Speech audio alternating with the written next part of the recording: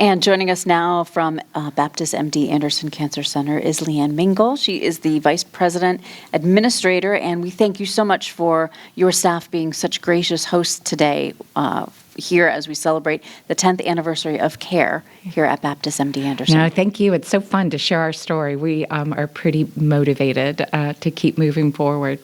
You have a great staff and such great care, and we're impressed by the holistic approach to medicine. And tell us about what this anniversary means for you guys. Well, it is, as you start as a young cancer center, there is so much to do and to get into place. So it really is a milestone for us. We're bringing CAR T up and cellular therapy up. We're finishing with a palliative supportive care unit. And we sort of have all the basic pieces in place for a really comprehensive cancer center. And now what, right? And so now it's just looking at those innovations and technologies that will just continue to provide more as we try to treat with the top of the line treatments that our partner MD Anderson in Houston offers. I'm sorry, when I think back to, because you weren't here all the years ago, but when I think back to when the news broke that Baptist and MD, that we would have this opportunity here, can you kind of pull back the curtain a little bit and walk through that journey of what it looked like? Sure. Well, Hugh Green had the vision that before he retired, he wanted to make sure we did not have the fragmented care. We had great doctors in the area, so I'm certainly not speaking discouragingly about any of that, but it was all in different offices, different places, and really hard on a cancer patient to kind of pull all that together.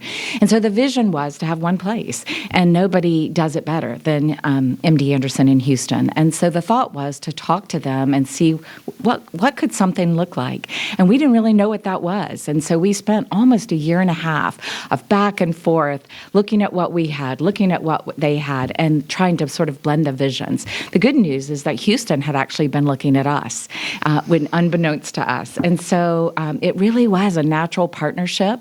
A lot of times people will say, is it a partnership or is it a name on a building? And it really is. There is a lot of connection that happens on a weekly basis. So we decided what we had and what we didn't have, and we knew what we needed to get in place, certain doctors, certain equipment, a building.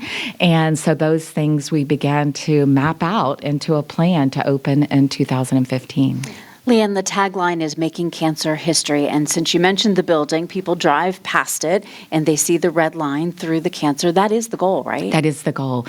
And Houston's perspective was, we do it well, Houston does it well, but they can't be everywhere. And so how do they impart the science that they are coming up with on a regular basis? I mean, they have doctors in the lab, holding the test tubes, right? And so how do they spread that science throughout the United States? And so they strategically have looked at locations throughout the United States where they will have partners that they believe will really carry the message forward in a manner that they feel good about.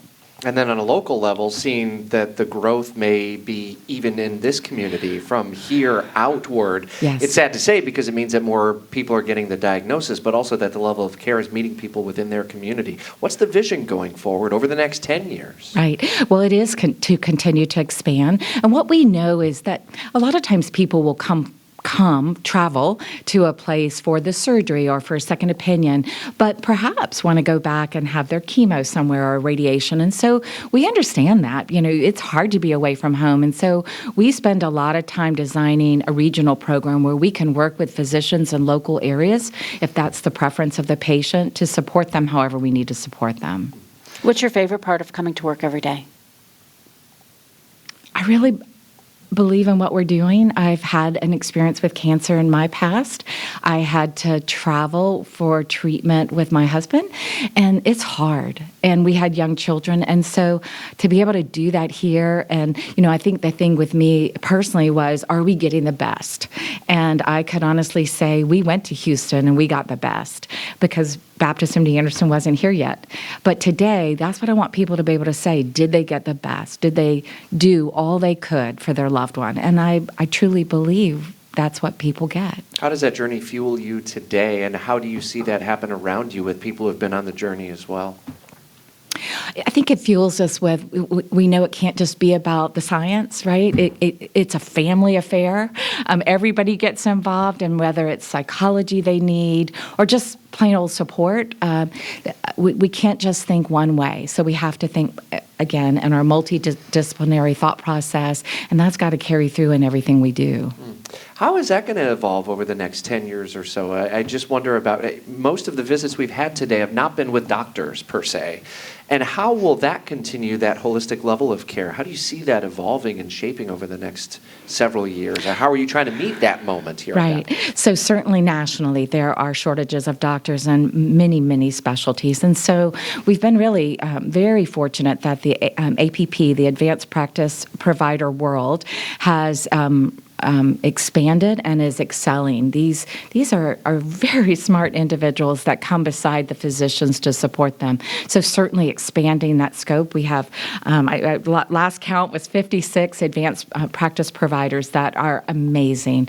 And so having that support so that you can sort of use economies of scales with the physicians, and that spreads. We're always going to have physicians at the helm with the other multidisciplinary team. The other thing that causes us to really pause is what, in a wonderful way, survivorship has expanded, right? And so people are in that state after cancer where they don't want to let go, and understandably. And so for us to have a robust survivorship program that maybe is handled with APPs, but again, physicians are helped lead it so that patients can be supported. You have a message to the community, I understand, right? I do. Well, I think it's a thank you. We know that we've engaged many patient focus groups that have said, do it this way, don't do it this way, this is helpful, this isn't. And that really has formed what we are today. And we're so grateful for that. The community continues to reach out in a philanthropic way to support areas that perhaps aren't supported by insurance or, typical reimbursement programs. So very grateful for the support, the ongoing support, and, hope that our commitment is that we're going to keep doing what we do, and we're going to keep trying to be the best we can. Well, thank you for the visit today and sharing the journey, and thank you for having us here today to just be a small nugget of the celebration of 10 years. Can you believe it? No, I can't. But flew by in some ways, and probably was like, wow, I can't believe we got to this point in others as well. Yeah, no, that's true. Thank you for the time. LeeAnn Mengel is Vice President of Administration and Administrator here at Baptist MD Anderson Cancer Center on the Wednesday edition of Jacksonville's Morning News.